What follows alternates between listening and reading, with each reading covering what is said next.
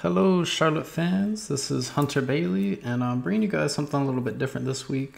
Work has been crazy for me, and I haven't really had time to write like a spring game primer or get you guys familiar with any of the new faces. So I figured I would just do that this way. First, I'd like to thank Charlotte Athletics for letting me use some of their footage from spring practice. I've gotten to go out and see the team handful of times now and kind of see them progress through the spring. They're going to have a practice Friday morning, the 23rd, the spring game Saturday, and then they're going to have one final practice that following Wednesday to round out the spring session. So let's get right into it.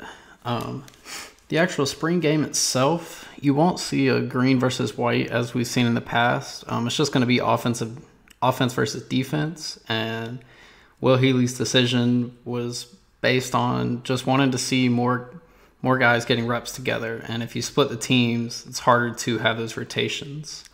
So their score won't be kept, but the team will be in plenty of in-game situations just to kind of it'll both stimulate the crowd and then get the players, back in the swing of things a little bit.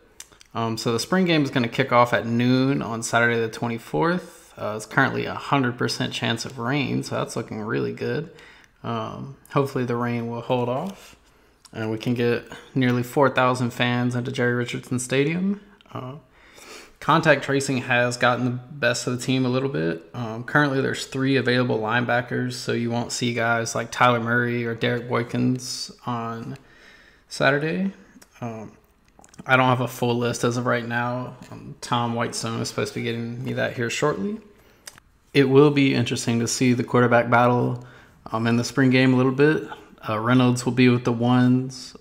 Throughout spring ball, Dom Schaffner worked with the 2s for the most part, and then James Foster with the 3s, but also with the 1s. It's very confusing. They switch up rotations a lot, so I feel like the spring game will give kind of a better look with the different rotations and whatnot. But moving to new faces and new contributors, the safety duo of John Alexander and Tank Robinson. Alexander came from Kansas State, and then Tank Robinson from East Carolina. They are going to fit in nicely. Both have really good ball skills, hard hitters, and have just been making plays all over the field throughout the spring. Moving to the D-line, Joshua Bailey. He's a transfer from Iowa State. He's been making a lot of noise at defensive tackle. And then Kofi Wardlow, a transfer from Notre Dame, has been seeming to kind of emerge as the opposite defensive end to Marquise Watts. Keep you posted on that as it goes.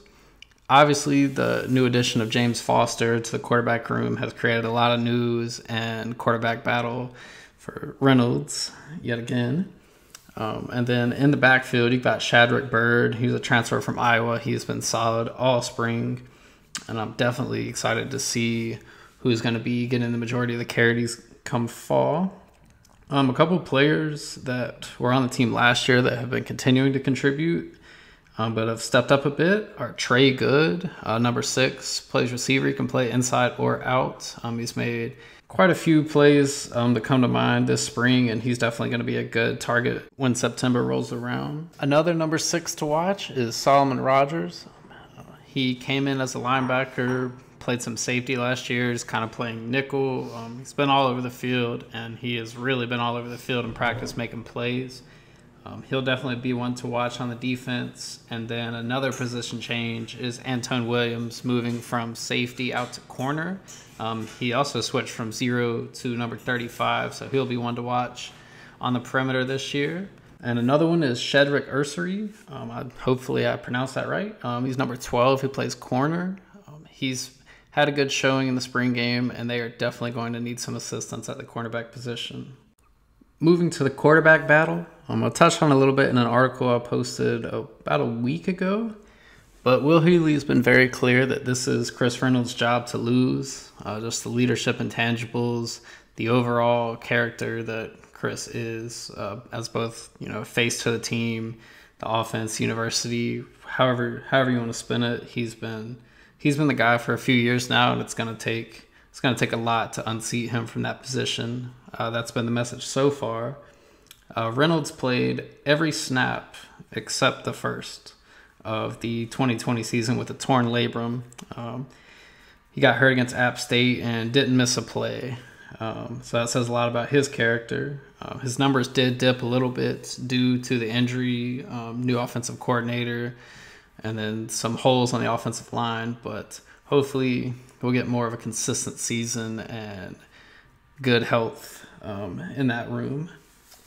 So for James Foster, my initial take on him was he has a really strong arm, but accuracy wasn't on point yet. But he has improved greatly in that department throughout the spring ball. I'll definitely say it's going to be a good battle come fall camp and then into the season.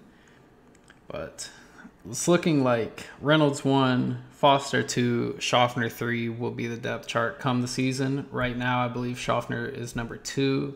I'm not sure if they even have a true list, but there's definitely been a lot of good competition this spring.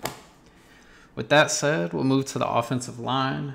We've got Dimitri Emmanuel, who is definitely going to be captain on the team and more than likely the leader of the offensive line. Hunter Kelly, he came in from Penn State last year and was solid. He played some guard and then moved to center and one of Charlotte's best wins of the season over North Texas. So he's definitely got some reps there. We got Ashton Gist, and I think you pronounce it Dayon Rasuo. It was looking like John Jacobs was going to have a starting spot locked down, but he tore his ACL, and it's looking like his season is done. So they're definitely going to need guys to step up there. Could see Panda Askew fill in the role on the line. They might have to move some bodies around, but with more time to gel, this team, the offensive line is what's going to make it go. And so they need good health, and then they need just time to mesh throughout the spring and into the fall. Not having the sophomore year Tykees Crawford was tough, but they'll definitely make do with what they've got. And from there, we'll move to running backs. The running back room is wide open. Calvin Camp is the veteran of the room. He saw some carries last year. He broke his foot late in the year. Charlotte only had one available running back for it was quite a while in the last game of the season against Western Kentucky. So Calvin Camp, they got a transfer in from Iowa, Shadrick Byrd. Like I said earlier, he's been looking really solid through spring. And then they got Siobhan McEachern. I'm hoping I'm saying that correctly. And then Elijah Turner, who missed all of last season with injury as well. Then they also have McKinley Nelson. All 5 of these backs have been good, but I haven't seen a whole lot of separation from any of them. Having a deep running back room is, definitely a positive, but they're going to need 1 or 2 guys to step up and show that they can shoulder the load. Injury updates. I mentioned John Jacobs, Whit Kane, your receiver. He also tore his ACL, and then Mikael Horton. I believe he tore his Achilles, so they will probably all be done for the season. And then one other thing I want to touch on is kind of the wide receiver room. Victor Tucker is always open. He's going to have a monster season. Cameron Dollar is extremely consistent. He's another guy that runs good routes, and Cameron is a great run blocking receiver as well.